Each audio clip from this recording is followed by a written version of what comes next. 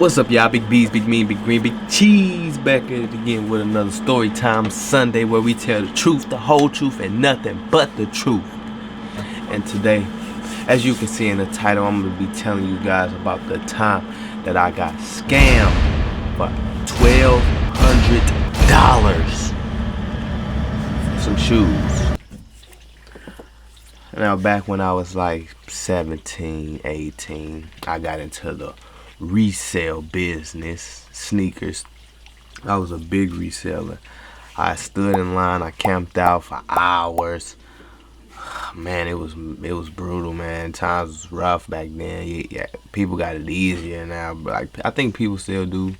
But it's like I don't really see people camping out as much as we did, man. We was like in line for overnight with like hundreds of people, like literally cold, shivering. Cause I used to stand in line for people. My homeboy, he started it. He was much older though, so he was already in it, and he used to pay us a little amount to stay in line all night for him, and then we hold a spot for shoes, And that really got me thinking, like, why would I, what am I doing all this for, this little change, and I can do this and I can stay in line for myself and resell the shoe, because he was making like $200-300 a pair of shoes in profit, bro. Like, I was literally seeing this stuff and I was like, oh man, let me get into this, because this is something I like. Easy. It's not easy money, but it's like easy. It's like yeah, it's like it's not really working a job. And then plus, I love shoes. That's my biggest anything. That's what I'm gonna have on. I'm gonna have shoes, cause that's just me. I never was the one that had the fanciest shoes growing up. I don't know if y'all know about those Reeboks, but they was like curled up at the end. God damn it! Fucking go again with these nets, bro. But yeah, they was curled up at the end and looking like little Lucky shoes and the fucking midget. What the hell they called? I fucking know, but the shit. I had the Reebok shoes that was bent up and curled up, just like the fucking Cowboys or whatever, man. It was Reeboks though. It was like if I'm gonna find a picture, I'm gonna put it up and I'm gonna show y'all what it looked like. But they wasn't fun. But I'm from Arkansas, so really nobody really cared. So, but I was always a sneakerhead.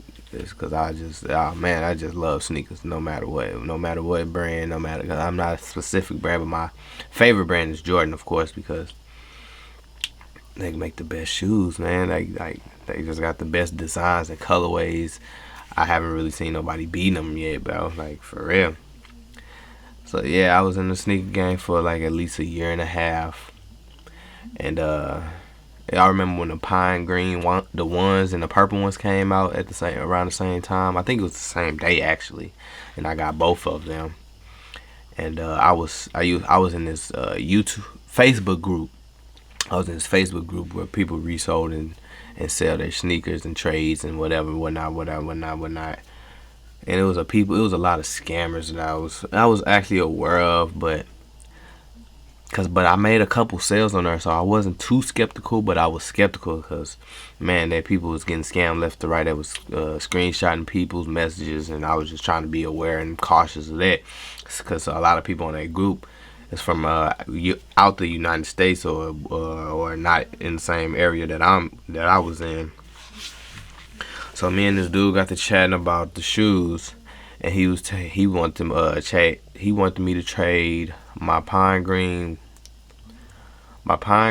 size 10, I believe, for some Wave Runners and $200.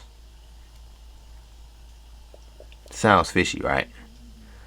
The pine green ones for some Wave Runners and $200. So now we was on FaceTime because he was like the Arabic kid, so we was on FaceTime and we was trying to make sure everything was legit. So we was FaceTiming. We went to the post office and showed each other giving the boxes. We showed each other putting the shoes in the money. He showed me he put the shoes and the money in the box. Wrapped it up. He put the phone down. That's when I think he took the shoes out and put the money. But I'm gonna get to more on this later. We showed each other putting the box in the money in our shoes in there. Handed the money. I showed him that I gave the shoes because I have no reason to scam. So yeah. So now I showed him I put them shoes in the box, and then I gave it to the lady, the post office lady. Shipped them off. 2-day delivery. Now 2 days go by. I got a box. Excited.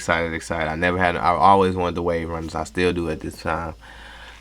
Right now, but I can't afford them. They just too expensive. I stopped the reselling because it was just I was losing way too much money, and the shoe market really in St. Louis is not that big. Yeah, people don't really buy shoes like that. So I took a break with that and just started doing my own things, other things to make money, like shooting music videos and things like that. But yeah, so I got the box.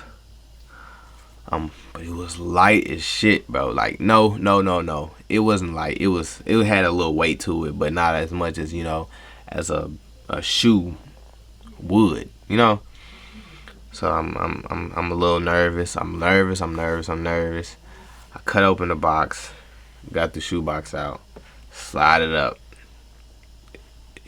This kid literally threw books in there and a sheet of paper. I opened the sheet of paper and it said, "You got sold." Bro, do you not know how fucking mad I was, bro?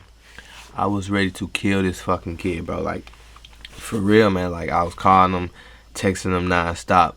Like, what's up, bro? What's up with my money, bro? What's up? I will come down there because he claimed he was in New York and he gave me an address to ship it to. So I looked up the address and I looked at it. It was an abandoned building. It was an abandoned apartment building, but he was in Brooklyn. But I don't see how he got the shoes because when we figured out where he was in Arizona somehow. I don't know. I don't know what the fuck was going on. Like the tie, it just didn't make sense to me. So I made a post on the group site, telling everybody that he's a scam. Don't trust him. Don't do this and that and that. So he called me. He was like, "Stop making posts about me. I'm not a scammer. I thought you scammed me, so I did this before I got scammed." And I was like, that didn't even make no sense. I ain't give you no type of reason why I would, scam you or do anything like that. I never scammed nobody over no shoes or nothing like that because you put out what you want to give. So I put out good energy to receive good energy back, and it just didn't work like that in my favor this time because he was just a scammer over and all. He just wanted to get over and get some shoes, which he got. But I bounced back and I got my, I didn't get my money back for that, but I learned from my mistake and I had a nice little collection that's going on too. Yeah, so, but yeah, man, that time was tragic, bro. I was hurt because I stood in line for like. Those wasn't really a big release, but I got there. I went to like 3 different stores, and I got like 4 pair of pine greens and like two of the green and the purple ones. So I sold the other one. So I was, I made my money back nonetheless. Just all that being said, man, if you gonna get in the reselling game, hey, that's a risky game, bro. Like, I advise you to try to stay local if possible. Even with that's risky too because people like to rob and steal, but I'm big heavy, baby, and I ain't going no more, baby. Because I was thinking, I also actually wanted to open a reselling store. That's how serious I was about it. But after that happened, bro, like it changed my whole prospect about the shit, man. I was just so pissed off, bro. Like, yeah, I don't understand how bad situations in your life to make you realize that it makes you realize that you're not as it's not as important as you thought more than your life, if it makes sense. Man, it's I still remember what he looks like too, man. He was like just a short, like, and he talked with a like an accent. It pisses me off anytime I hear somebody with that accent, because I remember every time he was like, "You guys old, you guys old." Because when we was on the phone, that's what he kept saying. "You guys old, you guys old, you guys old, you guys old. Fuck you, you guys old, you guys old." Man, I was so mad, bro. I was literally finna catch a flight out there that same night, bro. Like, no cap, bro. For real, bro. I'm like, man. But yeah, man, that wraps up So yeah, man, that wraps up Storytime Sunday, where we tell the truth, the whole truth, and nothing but the truth. If y'all like this video, smash that like button, smash it, slam it, caress it.